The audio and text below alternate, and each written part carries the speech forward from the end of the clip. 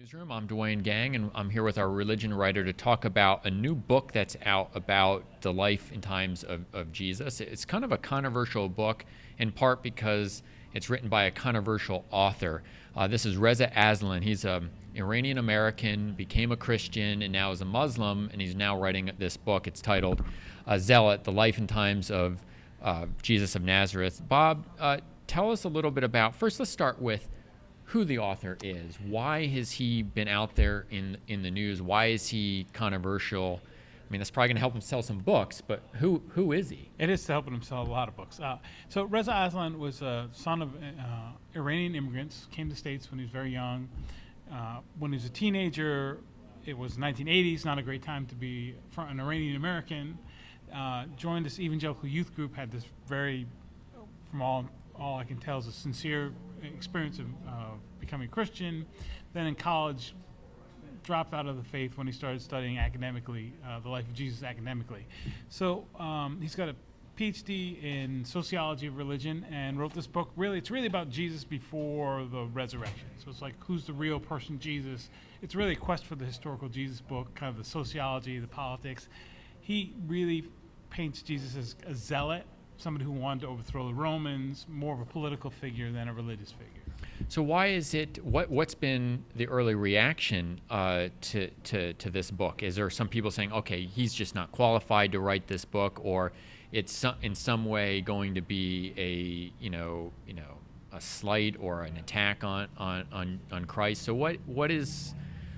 There's been a whole bunch of reactions. So one, there's a number of these books since the 1800s. There's been this thing called the quest for the historical Jesus. People have been trying to figure out who Jesus is, because you have these four Gospels, but you don't have iPhone video. You don't have extra biblical documents about who Jesus was. There's no Roman record saying Jesus of Nazareth, we executed him here and there.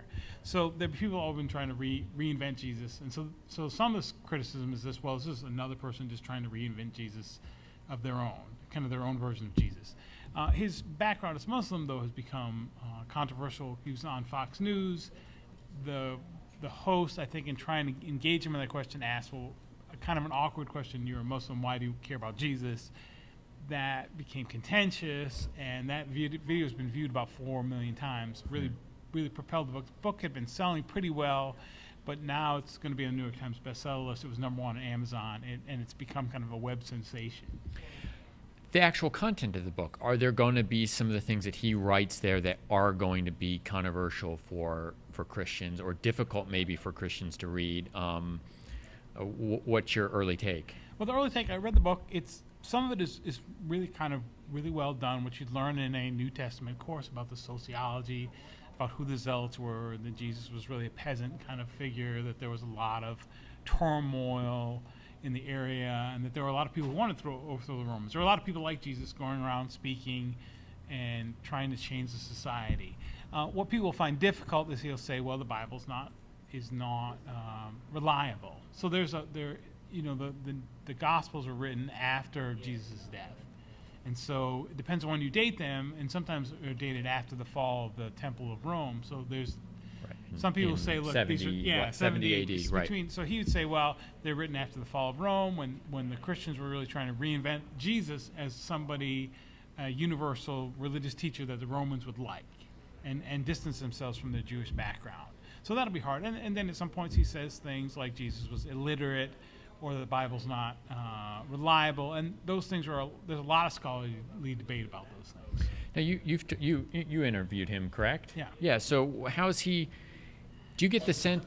I mean, is he writing this to kind of make waves in order, to specifically try to be controversial, or is it just kind of how the reaction's been, kind of the nature of it? I think he's aware that it's controversial. I think he's a person who had this experience, kind of falling out, but still, lots of people are still intrigued by Jesus, and so he's trying to make sense of Jesus before the resurrection, sort of as a Martin Luther King figure whose life is defined by his death, not so much what happened afterwards. He would say that the Christians believed that he was resurrected, that something happened because that transformed that faith, but it's just not something he's interested in.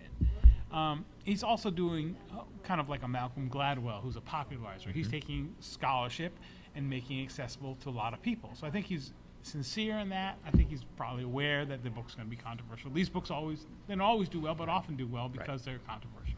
Well, appreciate it. This is a fascinating topic, interesting book. You've got a story up on it online right now on Tennessean.com, so be sure to check that out.